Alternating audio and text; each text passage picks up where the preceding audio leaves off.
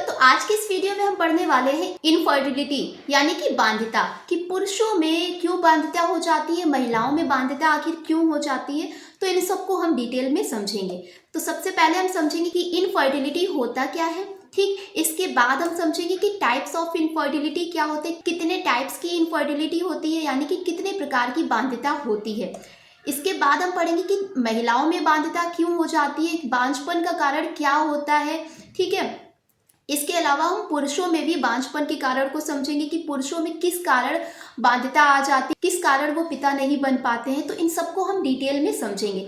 इसके अलावा हम आईवीएफ के बारे में भी पढ़ेंगे कि असिस्टेंट रिप्रोडक्टिव टेक्नोलॉजी क्या होती है, इन विट्रो फर्टिलाइजेशन क्या होता है, टेस्ट ट्यूब बेबी क्या होता है। इन सबको हम इस वीडियो में समझने वाले हैं। तो आइए स्टार्ट करते हैं। सबसे पहले हम समझेंगे कि इनफर्टिलिटी क्या होता है। देखिए, इनफर्टिलिटी यानी कि बांध्यता, जब कोई भी कपल लगातार अनप्रोटेक्टेड सेक्स किए जा रहा है, लगभग 1 से 2 साल तक अनप्रोटेक्टेड सेक्स कर रहा है, लेकिन इसके बाद भी वो कपल प्रेग्नेंट नहीं हो पा रहा है, फीमेल कंसीव नहीं कर पा रही है, या फिर जो मेल है उसमें स्पर्म काउंट कम है, या फिर कोई भी रीज़न हो सकता है। यानी कि ओवरऑल अगर कपल प्रेग्नेंट नहीं हो पा रहा है तो उसे हम इनफर्टिलिटी कहते हैं, ठीक है। अब देखो, ये जो इनफर्टिलिटी होती है ये महिलाओं में ये मोस्टली ओव्यूलेशन के कारण होती है कि ओव्यूलेशन नहीं हो पा रहा है, जो फीमेल होती है उनमें एग बन ही नहीं पा रहा है, ठीक है। तो ये रीज़न हो गया इनफर्टिलिटी का महिलाओं में। जबकि अगर पुरुषों की बात करें तो पुरुषों में क्या होता है, इनसफिशिएंट स्पर्म प्रोडक्शन और जेनेटिक डिफेक्ट, या फिर पुरुषों में क्या हो रहा है कि जो स्पर्म काउंट है वो बहुत ही कम है, स्पर्म बन ही नहीं पा रहा है। इसके अलावा कोई भी जेनेटिक डिफेक्ट भी हो सकता है, ठीक है।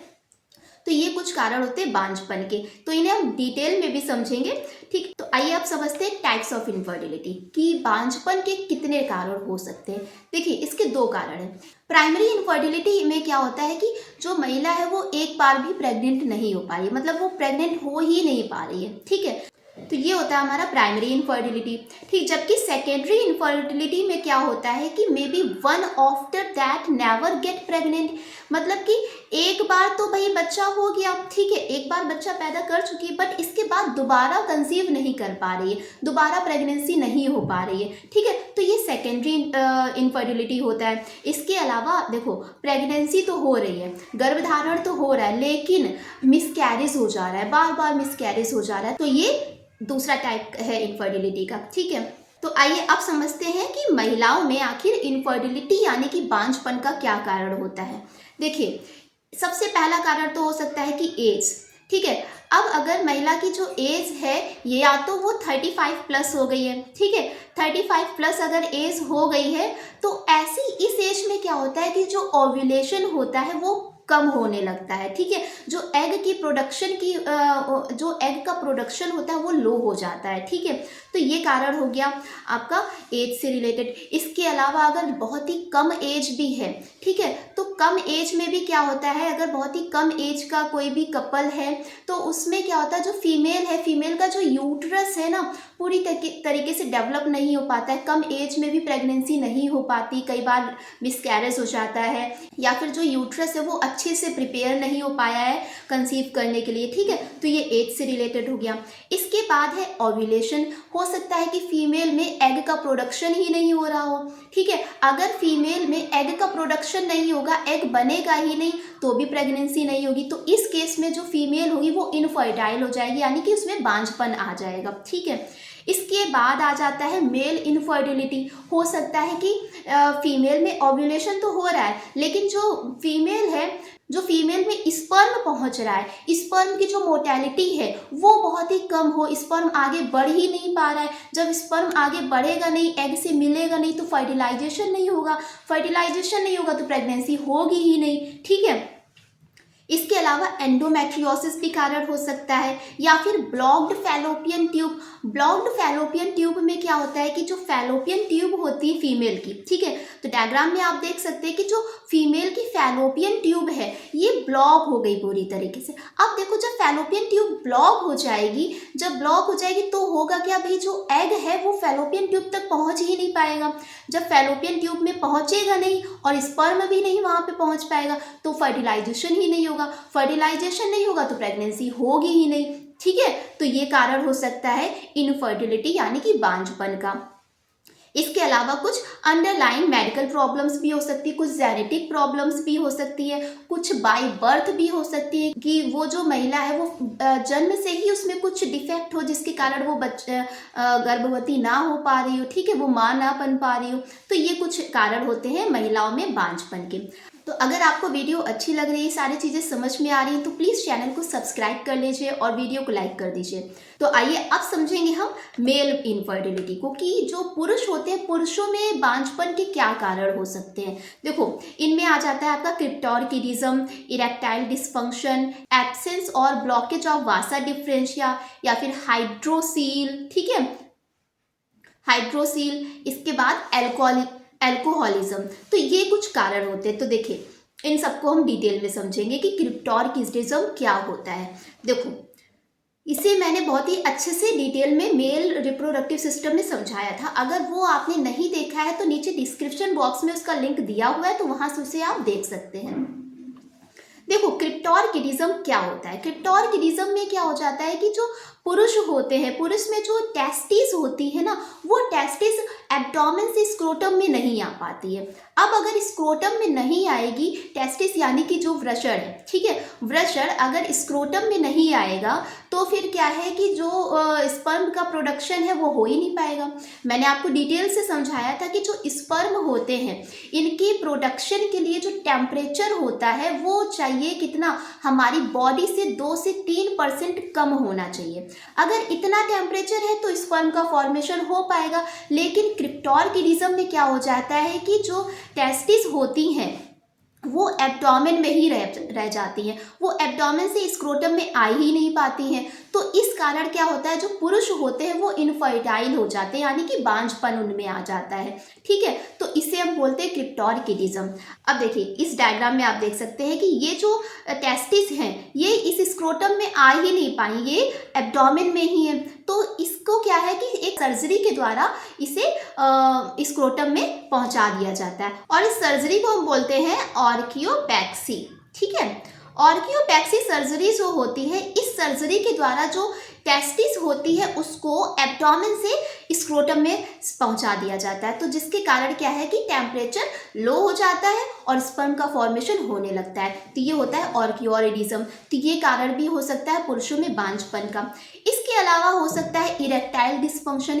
इरेक्टाइल डिस्फंक्शन क्या होता है, देखिए, इरेक्टाइल डिस्फंक्शन मतलब कि हो सकता है जो पेनिस है, पेनिस में इरेक्शन हो ही नहीं पा रहा है, कुछ ब्लड वेसल्स जो है वो कम है वहाँ पे, ठीक है। तो जिसके कारण जो पेनिस है वो इरेक्ट हो ही नहीं पा रहा है। जब पेनिस इरेक्ट नहीं होगा तो क्या है कि इंसेमिनेशन नहीं हो पाएगा, इंसर्ट नहीं हो पाएगा, ठीक है, जिसके कारण इजैकुलेशन भी नहीं होगा। तो ये कारण भी हो सकता है इनफर्टिलिटी का, ठीक है।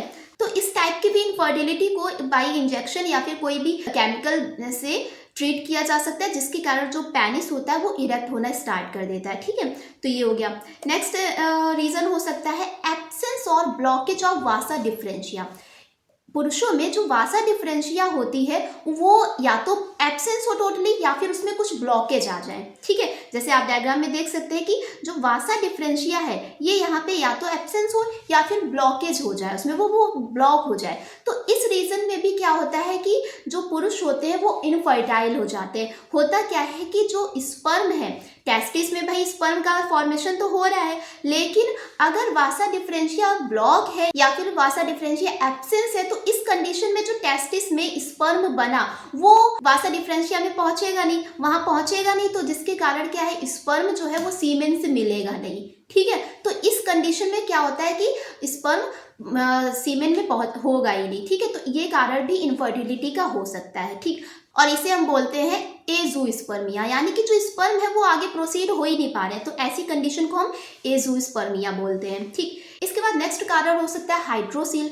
अब देखो, हाइड्रोसील क्या होता है। हाइड्रोसील में क्या होता है कि जो टेस्टिस होती हैं, ठीक है, तो टेस्टिस में क्या होता है कि वाटर भर जाता है, ठीक है, एक फ्लूइड भर जाता है, जिसके कारण टेस्टिस फूल जाती हैं और इस कंडीशन में भी क्या होता है, जो स्पर्म बनने की प्रोसेस होती है वो डाउन हो जाती है, स्पर्म बनेगा ही नहीं, ठीक है। तो ये कारण भी इनफर्टिलिटी का हो सकता है कि हाइड्रोसील की कंडीशन में क्या होता है कि स्पर्मेटोजेनेसिस नहीं हो पाएगी। ठीक है, अब भाई जब स्पर्मेटोजेनेसिस नहीं होगी तो स्पर्म बनेगा नहीं, तो ऐसी कंडीशन में जो पुरुष होते हैं वो इनफर्टाइल हो जाते हैं, यानी बांझपन आ जाता है उनमें। ठीक है, इसके अलावा एल्कोहलिज्म, बहुत ज़्यादा शराब के सेवन से, एल्कोहल, स्मोकिंग, इनसे भी जो स्पर्म की प्रोडक्शन की जो कैपेबिलिटी होती है, स्पर्म फॉर्मेशन की जो कैपेबिलिटी होती है वो डाउन हो जाती है, जिसके कारण पुरुष इनफर्टाइल हो जाते हैं। ठीक है, तो ये कारण कुछ होते हैं इनफर्टिलिटी के। ठीक, तो आइए अब हम समझेंगे कि इस इनफर्टिलिटी को हम कैसे दूर कर सकते हैं।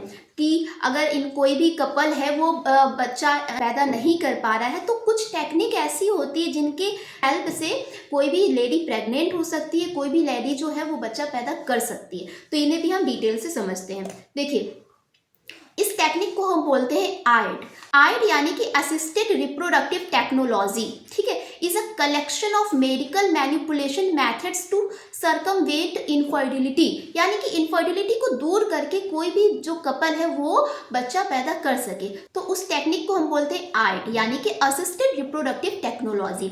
अब देखिए, ये जो प्रोसेस होती है आईवीएफ कहलाती है। आईवीएफ यानी कि इन विट्रो फर्टिलाइजेशन। ठीक है, इन विट्रो फर्टिलाइजेशन या फिर इन वीवो फर्टिलाइजेशन, ये दोनों ही अलग अलग प्रोसेस होती हैं। ठीक है, तो देखिए, सबसे पहले तो हम इन विट्रो फर्टिलाइजेशन के बारे में पढ़ेंगे कि इन विट्रो फर्टिलाइजेशन क्या होता है। Fertilization is done by fusing ovum and sperm outside the body under strict laboratory conduction, यानी कि जो एक ऐसा फर्टिलाइजेशन जो कि बॉडी से बाहर हो रहा है, लैब कंडीशन में हो रहा है, तो उसे हम बोलते हैं इन विट्रो फर्टिलाइजेशन। देखिए, अब ये होता क्यों है, क्यों किया जाता है, इसे भी हम अच्छे से डिटेल में समझेंगे। अगर आपको सारी चीज़ें समझ में आ रही हैं तो प्लीज़ चैनल को सब्सक्राइब कर लीजिए और वीडियो को लाइक कर दीजिए। तो देखिए, होता क्या है कि जब फर्टिलाइजेशन हो जाता है, अब कोई भी कपल है, ठीक है, वो हो सकता है जो फीमेल है, फीमेल में ओव्यूलेशन नहीं हो पा रहा है। ठीक है, जो इस दूसरा रीज़न हो सकता है कि जो स्पर्म है वो अंदर पहुंच ही नहीं पा रहा है, फर्टिलाइजेशन में प्रॉब्लम हो रही है। ठीक है, या फिर इम्प्लांटेशन में प्रॉब्लम हो रही है, तो इन सभी के लिए इस टेक्निक का यूज़ किया जाता है। देखिए, इन विट्रो फर्टिलाइजेशन में क्या किया जाता है कि जो ओवम और स्पर्म है इनको अलग ले लिया जाता है, इसके बाद इनको अलग बॉडी से बाहर किसी भी ग्लास में इसे फर्टिलाइज किया जाता है। फर्टिलाइजेशन के बाद अब ये जो जाइगोट होता है, इस जाइगोट को जो मदर होती है, जो फीमेल होती है, उसके यूट्रस में ट्रांसप्लांट कर देते हैं। ठीक है, अब इसके बाद क्या होता है, फीमेल की बॉडी के ही अंदर वो एम्ब्रियो डेवलप हो रहा है। ठीक है, तो इसे हम बोलते हैं in vitro fertilization. In vitro fertilization में आ जाता है आपका जिफ्ट, यानी कि जाइगोट इंट्राफैलोपियन ट्रांसफर। ठीक है, तो ये चीज़ आप डायग्राम में देख सकते हैं कि जो जाइगोट इंट्राफैलोपियन ट्रांसफर में क्या होता है, यानी इन विट्रो फर्टिलाइजेशन में क्या होता है कि जो स्पर्म और ओवम होते हैं उन्हें कलेक्ट किया जाता है। ठीक है, देन इसके बाद क्या होता है कि जो इनका फर्टिलाइजेशन किया जाता है। फर्टिलाइजेशन करने के बाद जो जाइगोट बनता है, उसके बाद एक एम्ब्रियो बनता है और इस एम्ब्रियो को मदर की यूट्रस में ट्रांसप्लांट करा दिया जाता है। ठीक है, और आफ्टर ट्रांसप्लांटेशन अब 9 महीने तक मदर के यूट्रस में उस बेबी का डेवलपमेंट होता रहता है। ठीक है, तो इस तरीके से ये आईवीएफ किया जाता है। ठीक है, तो जिफ्ट को भी हम डिटेल में स्टेप बाय स्टेप अच्छे से समझेंगे। तो देखिए, जिफ्ट यानी कि जाइगोट इंट्राफैलोपियन ट्रांसफर। इसे जाइगोट इंट्राफैलोपियन ट्रांसफर क्यों कहते हैं, क्योंकि जब कोई भी जो फीमेल है, ठीक है, अब सपोज दैट कोई भी फीमेल जो है वो उसके अंदर इम्प्लांटेशन नहीं हो पा रहा है, ठीक है, गर्भधारण नहीं हो पा रहा है, तो ऐसी कंडीशन में क्या होता है कि फीमेल में एग प्रोडक्शन तो हो रहा है लेकिन स्पर्म नहीं अंदर पहुंच पा रहा है और फर्टिलाइजेशन नहीं हो पा रहा है। ठीक है, तो ऐसी कंडीशन में क्या करते हैं कि जो फीमेल होती है, फीमेल का एग ले लेते हैं। ठीक है, और इसके बाद जो मेल होता है उसका स्पर्म लिया। अब इन स्पर्म को एक ग्लास में, एक पेट्री डिश में रख दिया जाता है। ठीक है, एक पेट्री डिश में रखने के बाद अब ये खुद ही आपस में फर्टिलाइजेशन कर लेते हैं।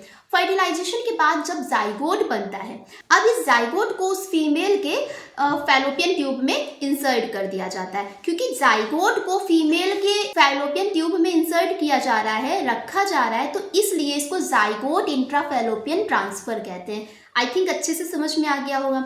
अब देखिए, ये डायग्राम में आप देख सकते हैं अच्छे से कि किस तरीके से जाइगोट का ट्रांसफर हो रहा है फैलोपियन ट्यूब में। ठीक है, तो तो देखिए ये सारी चीजें किस में हो रही है, ये लैब में हो रही हैं। फर्टिलाइजेशन जो है ये लैब में किया गया, लैब में फर्टिलाइजेशन हुआ, इसके बाद जो फर्टिलाइजेशन हुआ, जो जाइगोट बना, उस जाइगोट को फीमेल के यूट्रस में रखा गया, तो इसलिए इसको इन विट्रो फर्टिलाइजेशन कहते हैं, यानी कि ग्लास में हो रहा है, बॉडी से बाहर हो रहा है। ठीक है, अब देखिए इस जिफ्ट में कुछ प्रोसेस होती है, कुछ स्टेप होते हैं। सबसे पहले तो एग रेट्राइवल होता है, मतलब ओवरी से एग को, जो भी हेल्दी एग है उसे हमने निकाला, देन इसके बाद उसका हमने फर्टिलाइजेशन कराया। ठीक है, मतलब जो एग है और एग और स्पर्म, ठीक है, इन दोनों को एक साथ रखा और उनका फर्टिलाइजेशन कराया। फर्टिलाइजेशन करने के बाद क्या बनेगा, जाइगोट। इस जाइगोट को फीमेल के फैलोपियन ट्यूब में ट्रांसफर कर दिया जाता है। इसके बाद वहां से ही वो डेवलप होता रहता है और धीरे धीरे एक एम्ब्रियो बन जाता है और आफ्टर 9 मंथ एक फुल्ली फॉर्म्ड बेबी बन जाता है। ठीक है, तो इस तरीके से ये टेक्निक होती है, इसे हम अच्छे से डायग्राम के माध्यम से समझते हैं। देखिए जिफ्ट में क्या होता है कि जो सबसे पहली प्रोसेस होती है ओवेरियन स्टिमुलेशन। ठीक है, सबसे पहले तो हमने एक एग निकाल लिया फीमेल की ओवरी से। ठीक है, अब इस ओवरी में क्या है कि इंट्रासाइटोप्लाज्मिक इंजेक्शन की हेल्प से जो स्पर्म है, स्पर्म को इस एग में इंसर्ट करा देंगे। इसके बाद अब दोनों मिल गए, अब इनका फर्टिलाइजेशन हुआ। फर्टिलाइजेशन के बाद क्या होता है, ठीक है, एग फर्टिलाइजेशन हो गया, अब जाइगोट बना। ठीक, जाइगोट बनने के बाद फिर क्या बनता है, एक एम्ब्रियो बनता है। अब इस एम्ब्रियो को जो फीमेल है, फीमेल के यूट्रस में ट्रांसफर कर दिया जाता है और फाइनली प्रेगनेंसी हो जाती है। ठीक है, तो इस तरीके से कुछ आईवीएफ के द्वारा फीमेल को प्रेग्नेंट किया जा सकता है। ठीक है, और वो फीमेल बच्चा पैदा करती है। ठीक है, तो ये सारी प्रोसेस होती है। तो ये हो गई आपकी जाइगोट इंट्राफैलोपियन ट्रांसफर। अब हम पढ़ेंगे गैमीट इंट्राफैलोपियन ट्रांसफर।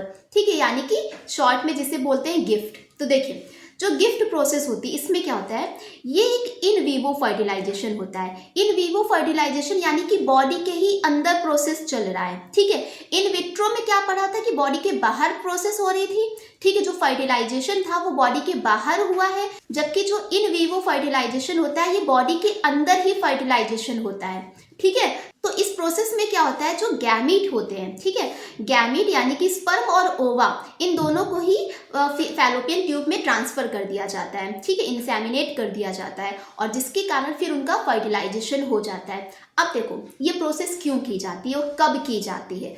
अगर कोई भी फीमेल वो एग प्रोड्यूस नहीं कर पा रही, मतलब कोई भी जो महिला है उसमें एग का प्रोडक्शन हो ही नहीं रहा है, एग बन ही नहीं रहा है, तब उस कंडीशन में क्या होता है, किसी भी दूसरी फीमेल का हमने एग लिया। ठीक है, कोई भी सरोगेट मदर हो सकती है, ठीक है, कोई भी दूसरी महिला जो हो सकती है, तो उससे हमने एग लिया।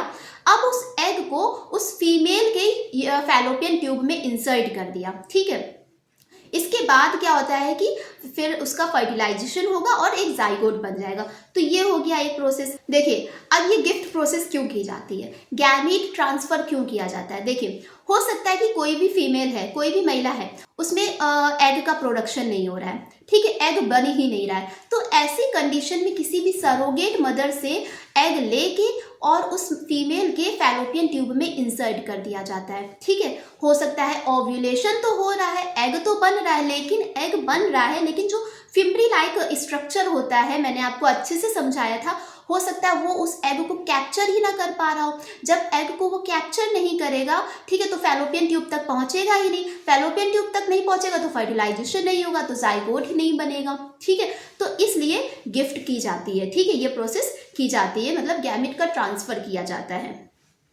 तो देखिए ये डायग्राम में आप देख सकते हैं कि स्पर्म और एग, ठीक है, इनको लेके और फैलोपियन ट्यूब में ट्रांसफर कर दिया गया। ठीक है, और यहाँ पे इनका फर्टिलाइजेशन हो जाता है। ठीक, तो ये फैलोपियन ट्यूब के अंदर हो रहा है, फर्टिलाइजेशन फैलोपियन ट्यूब के अंदर हो रहा है, इसलिए इसको गिफ्ट बोलते हैं। और ये क्या है, ये इन वीवो फर्टिलाइजेशन हो रहा है। ठीक है, बॉडी के अंदर फर्टिलाइजेशन हो रहा है। ठीक, देखिए in gift fertilization and zygote formation is more natural as it takes place within the female body।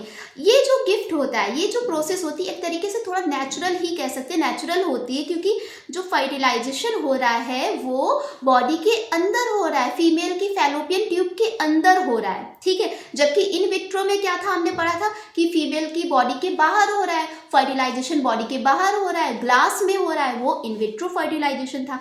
In vivo में बॉडी के अंदर फर्टिलाइजेशन होता है, ठीक है। And this technique is carried out only if there is enough sperm count and at least one fallopian tube is functional. अब देखो, अब कोई भी फीमेल है, ठीक है, उसमें एग का प्रोडक्शन नहीं हो रहा है, ठीक, लेकिन जो पुरुष है उसका स्पर्म काउंट ज़्यादा होना चाहिए और जो महिला है उसका कम से कम एक फैलोपियन ट्यूब काम में होनी चाहिए, मतलब ठीक होनी चाहिए, वो प्रॉपर वर्क उसे करना चाहिए, तो ही उस कंडीशन में इस IVF का प्रयोग करते हैं, ठीक है। तो ये हो गया आपका गिफ्ट के बारे में। आई होप आपको सारी चीज़ें अच्छे से समझ में आ गई होंगी। तो अगर आपका कोई डाउट है, कोई भी क्वेश्चन है, कोई भी क्वेरी है, तो उसे कमेंट बॉक्स में ज़रूर बताएं। और अगर आपको वीडियो अच्छी लगी हो, सारी चीज़ें समझ में आई, तो प्लीज़ चैनल को सब्सक्राइब करें और वीडियो को लाइक करें। तो पढ़ते रहिए, मस्त रहिए। Thanks for watching.